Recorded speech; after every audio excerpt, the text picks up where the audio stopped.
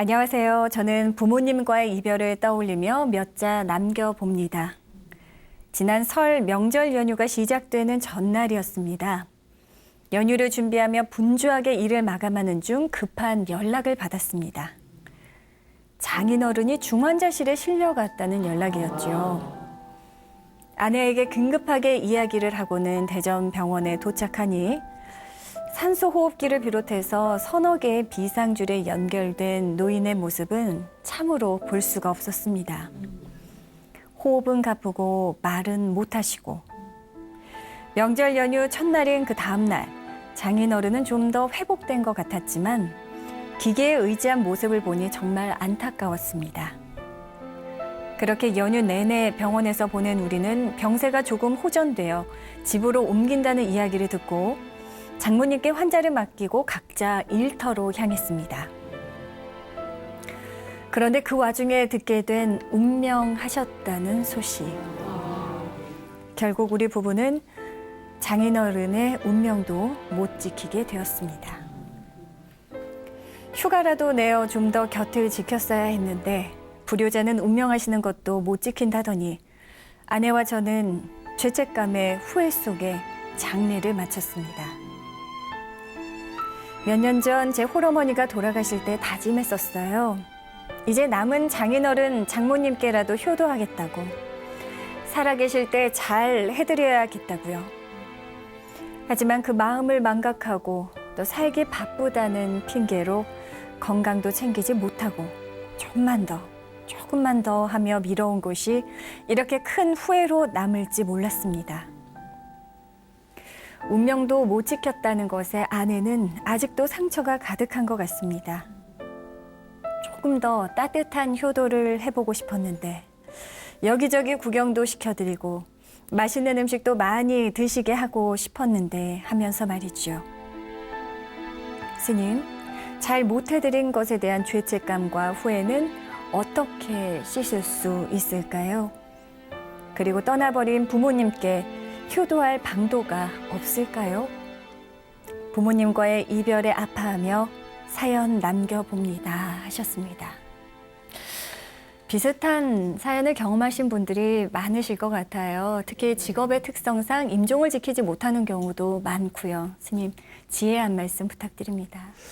일단 사연 주신 분이 참 착한 것 같아요. 네. 요즘에 웬만한 자녀분들은 뭐 당연히 그러다라고 하는 쪽으로 받아들이고 부모가 그 세상을 버리고 간 부분에 대해서 그냥 누구나 겪는 일이다라고 그렇게 털고 갈 수 있는 부분인데도 불구하고 이분은 이렇게 장인이 돌아가신 후에 그 가족이 함께 임종을 지켜보지 못한 부분에 대해서 크게 아파하고 또 그 부분을 후회하고 이런 부분을 보면서 느끼는 것 자체가 자식이 부모에게 효도를 다하고자 해도 부모는 기다려주지 않잖아요. 네. 효도를 받기 위해서 기다릴 수 없는 부분이기 때문에 그래서 그 주자 10회문에 보면은 불효부모 사후회라고 하는 말이 있습니다. 불효로서 그 부모를 대한 사람은 부모 돌아가신 후에 반드시 후회한다. 근데 이분 사연 들어보면 이분은 불효자는 아닌 것 같아요. 네. 뭔가 마음속으로 부모님을 지극하게 함께 하려고 애썼고 노력했고 그렇지만 현실이라고 하는 부분이 그렇게 하지 못한 부분에 대한 죄책감으로 뭐 이런 사연을 주신 것 같습니다.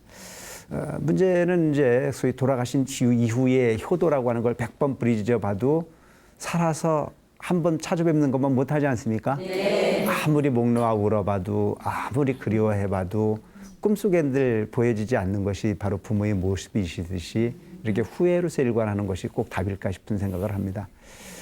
진정한 효도라고 하는 자체는 뭘까요? 다시 후회하지 않기 위해서 정말 두 부부가 더 지극하게 더 필요를 통해서 그 상대방을 소통해주고 인정해줄 수 있는 그래서 깨가 쏟아지는 그런 가족을 이뤄간다면 아마 저 먼 곳에서 만약에 혼이 있다면 그 혼인들 감동하지 않을까 싶은 생각을 합니다.